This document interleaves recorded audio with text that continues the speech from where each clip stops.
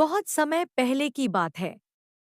थिम्मन नाम का एक प्रसिद्ध धनुर्धर था। एक दिन वह शिकार के लिए जंगल में गया। शिकार की तलाश में चलते चलते उसे एक पुराना मंदिर दिखा, जिसमें एक शिवलिंग स्थापित था। जैसे ही उसकी नज़र शिवलिंग पर पड़ी, उसके मन में शिव के प्रति एक गहरी श्रद्धा और प्रेम उमड़ पड़ा। वह कुछ अर्पण करना चाहता था, लेकिन उसे पूजा की विधि का ज्ञान नहीं था। अपने भोलेपन में उसने अपने पास मौजूद मांस शिवलिंग पर अर्पित कर दिया और खुश होकर लौट गया, यह सोचकर कि शिव ने उसका चढ़ावा स्वीकार कर लिया है।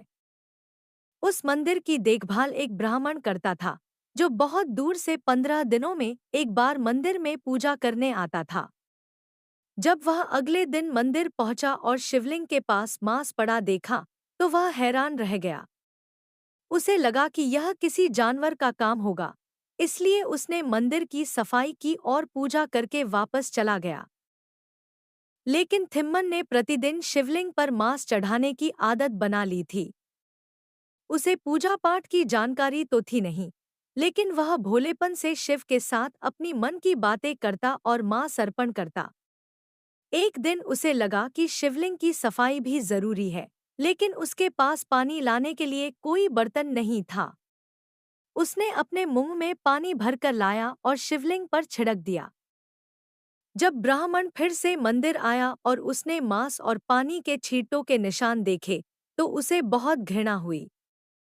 उसे समझ में आ गया कि यह किसी इंसान का काम है, और उसने मंदिर को फिर से शुद्ध किया। उसने शिवलिंग के शुद्धिकरण के लिए मंत्र पढ़े और पूजा की।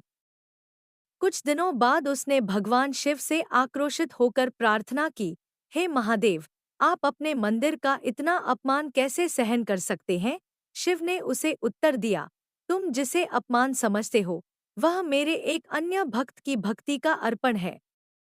मैं उसकी भक्ति से बंधा हूँ, और वह जो भी अर्पित करता है, मैं उसे स्वीकार करता हूँ। अगर तुम उसकी भक्ति की सच्चाई देखना चाहते हो, तो पास में कहीं छिपकर देखो, वह अभी आने वाला है। ब्राह्मण ने पास की एक झाड़ी में छिपकर देखना शुरू किया। थोड़ी देर में थिम्मन आया।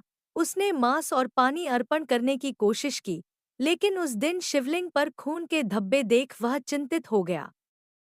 उसने देखा कि शिवलिंग की दाहिनी आंख से रक्त बह रहा है।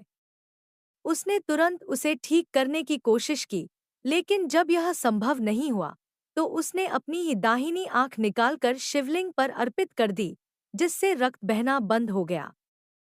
लेकिन तभी उसकी नज़र पड़ी कि शिवलिंग की बाईं आंख से भी रक्त बह रहा है।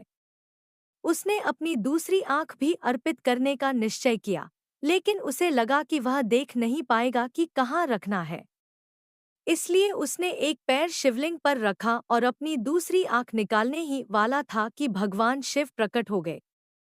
शिव ने उसकी भक्ति से प्रसन्न होकर उसे दर्शन दिए और उसकी आंखों की रोशनी वापस कर दी। इस भक्ति और प्रेम से भरे अनोखे अर्पण के कारण थिम्मन को कन्नप्पा नैनार के नाम से जाना गया, जिसमें कन्ना का अर्थ होता है आंखें और नैनार का अर्थ होता है शिव भक्त।